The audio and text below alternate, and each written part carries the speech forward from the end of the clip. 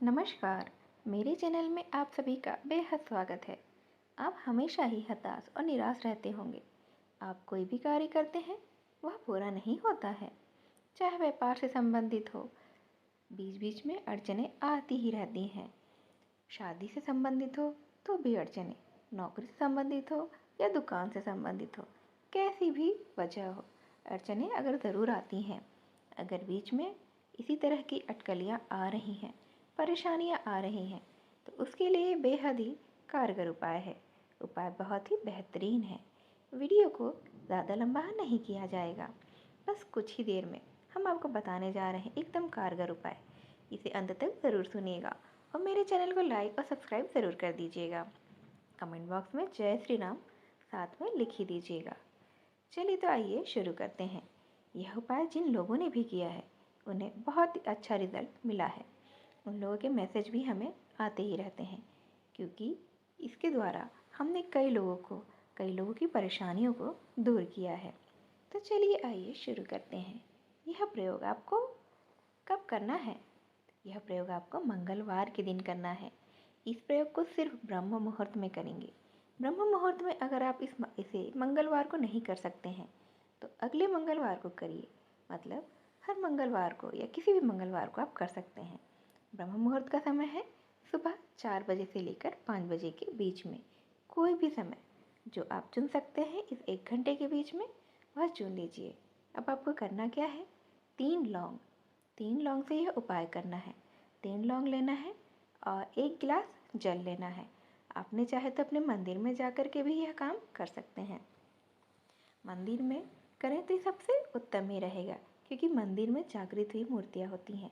और आपने यह भी सुना होगा कि ब्रह्म मुहूर्त के समय में देवी देवताओं का पृथ्वी पर विचरण होता है। वह घूम रहे होते हैं। क्या पता प्रभु आपको वहीं मंदिर में ही मिल जाए, किसी भी रूप में। वह सब आपको जो अरदास लेकर गए हैं, जिस साधना के लिए, जिस भी अड़चन के लिए आप यह प्रार्थना कर रहे हैं, हो सकता है वह तुरंत ही दूर हो जाए।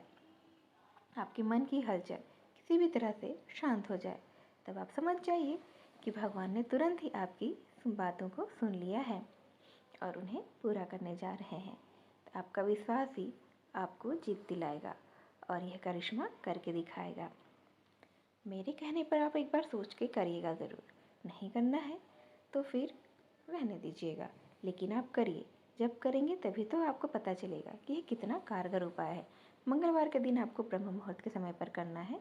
मंदिर में जाकर, घर में कर सकते हैं, लेकिन मंदिर में करेंगे तो ज़्यादा अच्छा रहेगा। आप एक आसन लगा के उस भगवान जी के सामने अर्थात हनुमान जी के सामने बैठ जाइए।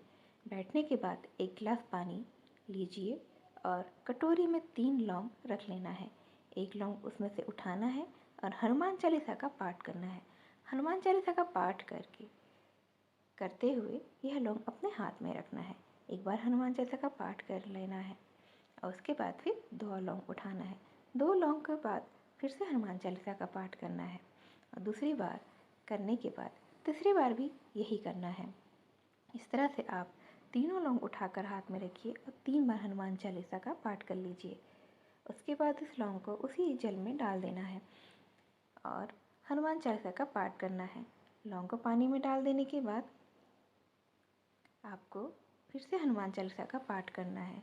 इतना करने के बाद आप देखेंगे कि आपके मन में एक अलग ही चमक पैदा हो रही है। आपको एक अलग ही अनुभूति का एहसास हो रहा है और इस तरह से आप पूजा स्थल पर निकाल करके आपको लाल कपड़ा छोटा सा लेना है। उसमें तीनों लौंग को बांध करके अपने पर्स में रख लेना है और जो गिलास का पानी है उसे आपको स्वयं पी लेना है।